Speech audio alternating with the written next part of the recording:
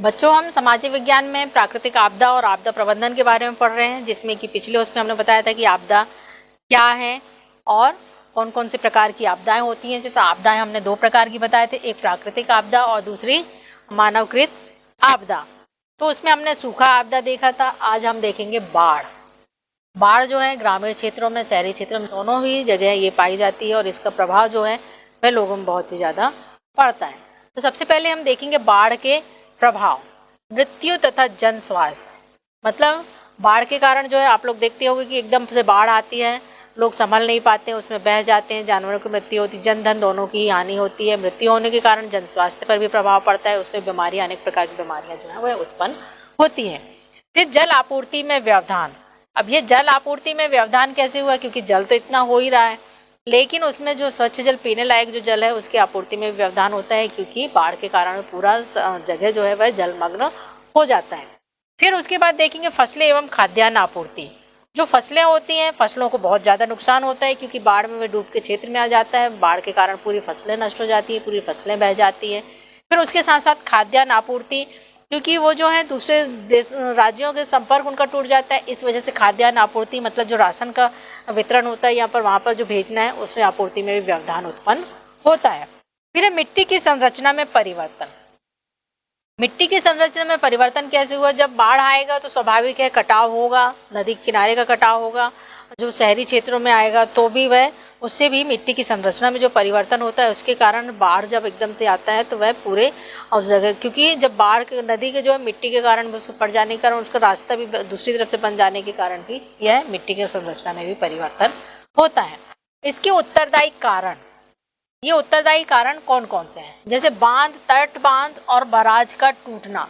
जैसे बांध एकदम से टूट जाता है तब भी बाढ़ की स्थिति उत्पन्न होती है। तट बांध, जब नहरों के वहाँ पर जो छोटे छोटे तट बांध बना दिए, तट जो टूट जाते हैं, या फिर जैसे आप लोग कई बार देखते होंगे कि नहर के किनारे का तट टूट गया, वो पूरा पानी जो खेत में चला गया, फिर एक गाँव की तरफ चला गया, तो इस तरह से ये स्थिति उत्पन्न होती है। फिर नदियों में गाद का बढ़ना। गाद क्या है, नदियों में जो मिट्टी बहकर आती है, आप लोग देखते होंगे, नालियों में देखते होंगे कि जो कचरा बहता है, मिट्टी बहती है, जब नाली की सफाई होती है, आप लोग देखते होंगे उसमें रेत और मिट्टी जो नीचे निकलती है, ऊपर ऊपर कचरा रहता है, नीचे वो, तो वो इस तरह से नदियों में भी गाद होता है, जो कि मिट्टी की एकदम चिकनी परत होती है, उसको गाद कहा जाता है, जिससे कि नदी जो है उथला होता चला जाता है, तब भी वह बाढ़ का कारण बनता है, क्योंकि वह उसका पानी जो है गहराई कम हो गई, इस वजह से वह बाजू में फैलेगा। फिर देखिए भूस्खलन का होना। भूस्खलन मतलब भूमि का टूटना या भूमि के एकदम से बहकर गिरना। कई बार आप लोग देखते हो खदानों में भी यही होता है, वो खोदता चला जाता है, खोदता चला जाता है, फिर जहाँ जगह बनती है तो वो वहाँ की जमीन जो है भिसक जाती है, जो भिसकता है उसको ही भूस्खलन कहते हैं। फिर सड़क निर्माण कार्य में पानी और निकास की व्यवधान होना। जब यहाँ पर बाढ़ उत्तरदायी कारण होता है, सड़क निर्माण कार्यों में भी पानी और निकास का जो व्यवधान होता है, उसके कारण भी ये स्थिति होती है। व्यवधान मतलब जो हम काम करने में व्यवधान उत्पन्न होना, मतलब उसको विकास नहीं कर सकते। फिर नदियों में जो निर्मित बांधों के तलछट का भरना। अब नदियों में हमने बांध क्यों बनाए, क्योंकि पानी को रोकने के लिए बनाए, लेकिन जिस तरह से नदी में गाद का दर जो बढ़ता चला जाता है, उसी तरह से बांधों में भी होता है। उसके तलछट में जो है वहां से मिट्टी जब बहकर आ रही, बांध के वहां पर पानी रुक रहा है, तो वह बहता आता है और वह भी तलछट में जो है वह मिट्टी बढ़ती, एक परत जो है वह बढ़ती चली जाती है, जब तक कि उसको सफाई नहीं करेंगे, उस गहराई उसको नहीं बढ़ा सकते। तो ये भी एक बाढ़ का कारण, उत्तरदायी कारण होता है। फिर पर्यावरण विनाश एवं मृदा अपरदन।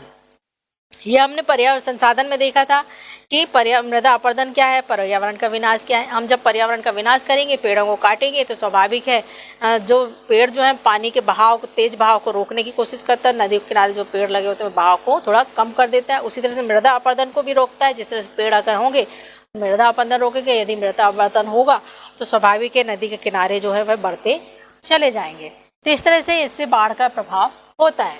फिर बाढ़ आपदा के जो दुष्प्रभाव को कम करने के उपाय, हम मतलब बाढ़ को किस तरह से कम कर सकते हैं या उसके दुष्प्रभाव को रोक सकते हैं। तो सबसे पहले नदियों के ऊपरी क्षेत्रों में अनेक जलाशय बनाए जाए, जैसे कि छोटे छोटे डैम बना देते हैं, छोटे छोटे बांध बना देते हैं। फिर सहायक नदियों की जो धाराएं हैं, उनको अनेक छोटे छोटे बांध बनाकर उनके मुख्य नदी के बाढ़ के जो खतरे हैं, मतलब उनके बहाव को हम वहां पर रोक के थोड़ी देर के लिए उसके बहाव जो तेज है उसको हम कम कर सकते हैं।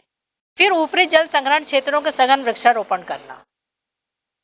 तो इस तरह से हम क्या करेंगे, ये जो है जल संग्रहण वृक्षारोपण जो है उसको हम आसानी से करेंगे, तो उसके जो वृक्षों के जो ऊपरी जो पहाड़ों से पानी बहकर आ रहा है उसको हम रोक सकते हैं।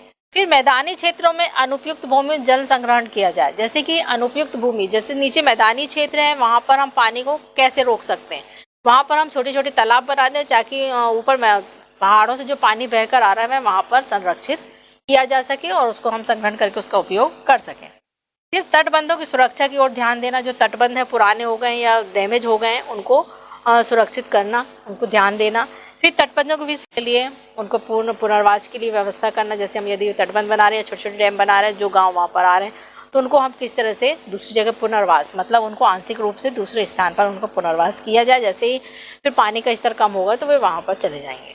फिर भूमि के मानवीय बस्तियों में अतिक्रमण पर रोक लगाई जानी चाहिए। फिर नदियों के जल ग्रहण क्षेत्रों में वन विनाश के नियंत्रण किया जाना चाहिए।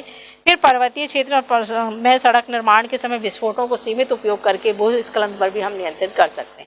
क्योंकि जब हम पहाड़ों में जब विस्फोट करते हैं वो क्या होता है कि वहाँ के जो पत्थर होते हैं या फिर पेड़ होते हैं उनकी जो नीचे की जो ज़मीन होती है वह कमज़ोर हो जाती है, जिससे कि भूस्खलन को निमंत्रण होता है। आप लोग उत्तराखंड वगैरह का देखते होंगे वहाँ पर किस तरह से भूस्खलन होता है, क्योंकि वो ज़मीनें जो है वहाँ की कमज़ोर हो जाती है, जिसके कारण कि वह भूमि कमज़ोर होने के कारण भूस्खलन की स्थिति उत्पन्न हो जाती है।